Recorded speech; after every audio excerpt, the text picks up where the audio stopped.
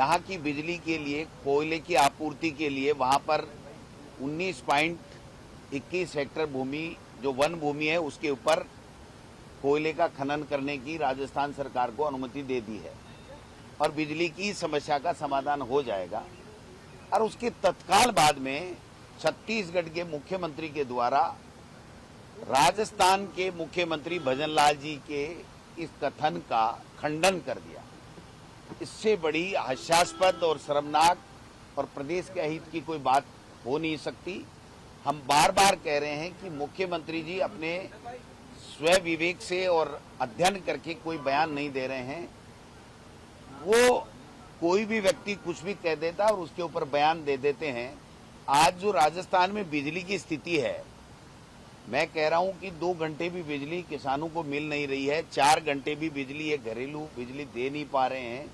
Transformer किसानों के फूके पड़े हैं, जले पड़े हैं, वो ट्रांसफार्मर फील्ड में है नहीं। इनके पास में किसी तरीके की बिजली लोगों को देने की कोई व्यवस्था है नहीं और अनर्गल बयानबाजी करके और जग हंसाई करा रहे हैं पूरे प्रदेश की। मैं समझता हूं कि मुख्यमंत्री जी को राजस्थान की विधानसभा जब चल रही है तो उनको यहां आकर के बिजली के बारे में और छत्तीसगढ़ के बारे में जो कोयले आपूर्ति के लिए उन्होंने अनुमति देने के जो वर्जन दिया है उसका यहां पर स्पष्टीकरण देना चाहिए।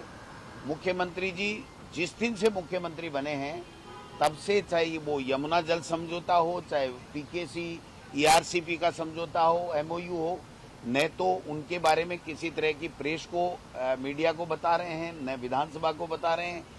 आज जिस तरीके के हालात बने हुए हैं, 2 दिन से दोनों मुख्यमंत्री आमने सामने हैं और राजस्थान की विधानसभा चल रही है, तो माननीय सदस्यों को विधानसभा के माध्यम से प्रदेश की जनता को ये जानने का अधिकार है कि क्या छत्तीसगढ़ के मुख्यमंत्री सही बोल रहे हैं या राजस्थान के मुख्यमंत्री सही बोल रहे हैं।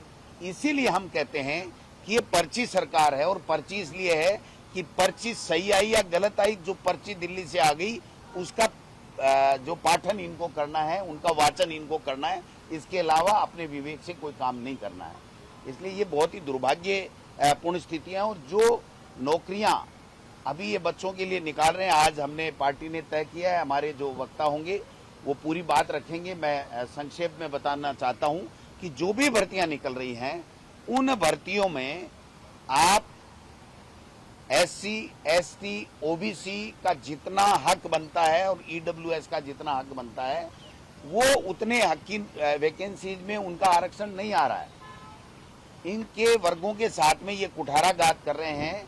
और जो हमारे समय में RS की भर्ती का जब अपॉइंटमेंट हुआ था तो बाकायदा उसमें एक कॉलम डाला था आदेश में कि भाई कौन सा व्यक्ति किस वर्ग का है और किस वर्ग की भर्ती के अगेंस्ट में वो सिलेक्शन हुआ है।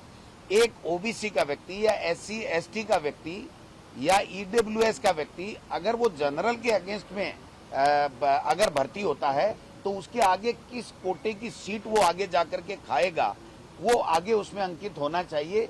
ये सुप्रीम कोर्ट का बहुत पहले से निर्णय और राज्य सरकार को इसकी पालना करनी चाहिए। हमने इसकी एक अच्छी शुरुआत कांग्रेस की सरकार के समय कराई थी, लेकिन इस सरकार ने उस व्यवस्था को वापस बंद कर दिया और आज OBC, SC, ST, EWS जो सामान्य वर्ग के जो गरीब बच्चे हैं जिनके लिए EWS है या जो MBC का आरक्षण मिला हुआ है उनको नुकसान हो रहा है। मैं समझता हूं कि ये सही तरीके से भर्तियां भी नहीं कर पा रहे हैं और नई भर्तियां निकाल भी नहीं पा रहे हैं और जो निकाल रहे हैं उनमें जो आरक्षण का वर्गीकरण ठीक तरीके से नहीं कर रहे हैं। इसीलिए हम कह रहे थे कि ये संविधान को बदलना चाहते हैं और ये जो शोषित, पीड़ित, पिछड़े जो वर्ग हैं उनके प्रति अन्याय ये लोग बात कर रहे हैं।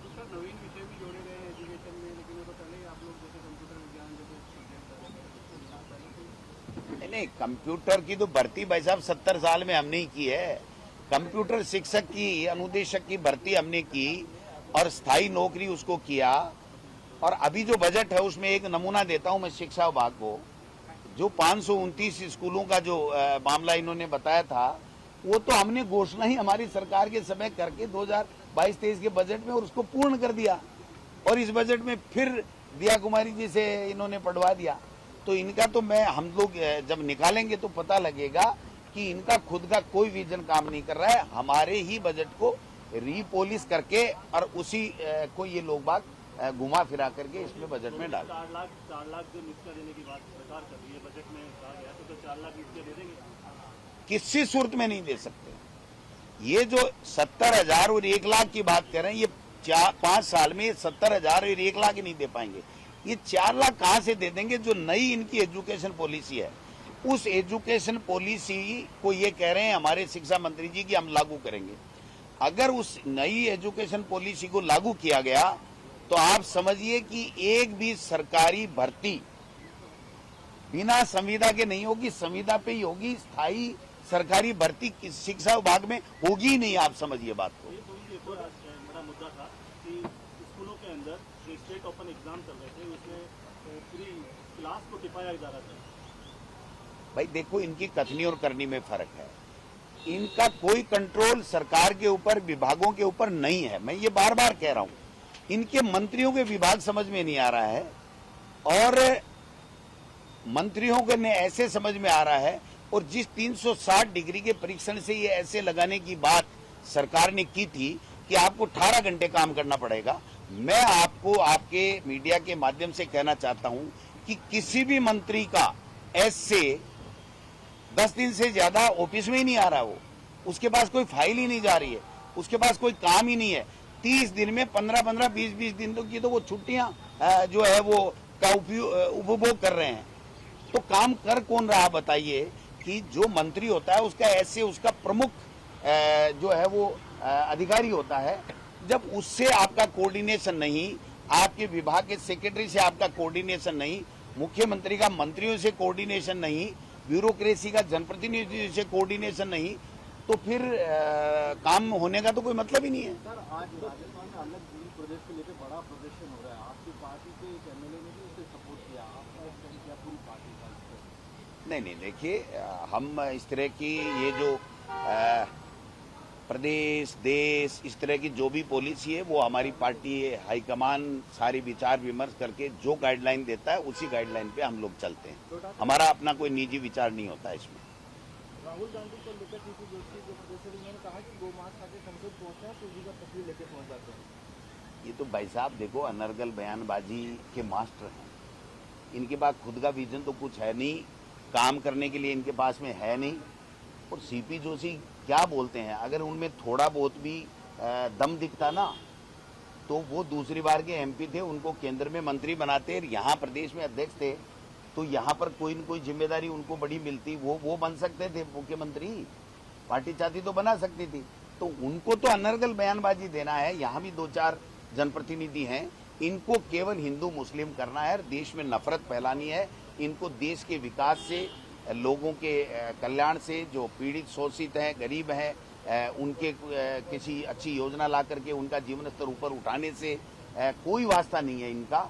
इसलिए मैं तो ये कहना चाहता हूं कि ये बयानबाजी ये लोग बाग बंद करें और काम करके दिखाएं। इनको मौका दे दिया, 10 साल के बाद में तीसरी बार केंद्र में सरकार दे दी। सीपी जोशी को कभी आपने सुना है क्या वहां पर कि लोकसभा में राजस्थान के किसी मुद्दे पर वहां लोकसभा में कोई आवाज उठाई हो, या देश के प्रधानमंत्री जी के सामने जाकर के उन्होंने कोई राजस्थान के लिए कोई स्पेशल पैकेज की या कोई योजना की कोई बात की हो, कोई महंगाई कम करने की, कोई पेट्रोल डीजल की जो प्रधानमंत्री जी कह के गए थे कि हरियाणा के बराबर पेट्रोल कर दूंगा मैं सरकार आते ही, तो उसके लिए उनकी तरफ से कोई मेमोरेंडम गया है क्या? वो मिलकर के कभी कहा है क्या? उनको प्रदेश से कोई लेना देना नहीं है। आग फैलानी है, लड़ाई झगड़ा कराना है और सामाजिक सौहार्द बिगाड़ना है, इसके अलावा कोई इनकम। हरियाणा सरकार ने कहा है कि अग्निवीर जो आएंगे उनके लिए 10% अलग से। देखिए, ये नए नए सगुफे छोड़ते हैं, इनकी बातों में कोई दम नहीं है। जो अग्निवीर है वो योजना ही गलत है। अग्निपथ योजना और अग्निवीर बनाने की योजना ही गलत है। हमारी पार्टी ने क्लियर कट स्टैंड ले रखा है कि हमारी सरकार आते ही इसको बंद करेंगे। मैं समझता हूं कि इससे कोई काम नहीं चलने वाला है कि किसी भर्ती में कौन सी में किसको 10% देंगे, 2% देंगे, कैसे दे देंगे? लोग कोर्ट में चले जाएंगे, आप समझ सकते हो।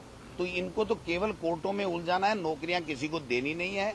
अग्निवीर जो बना रहे हैं उनको ये पैकेज भी नहीं दे रहे हैं। देश के रक्षा मंत्री लोकसभा में झूठा बयान दे रहे हैं कि इनको 1-1 करोड़ रुपए का पैकेज मिल रहा है और शहीद वीरांगनाएं और उनके माता पिता परिजन कह रहे हैं कि केंद्र की सरकार से 1 रुपया हमको नहीं मिल रहा है।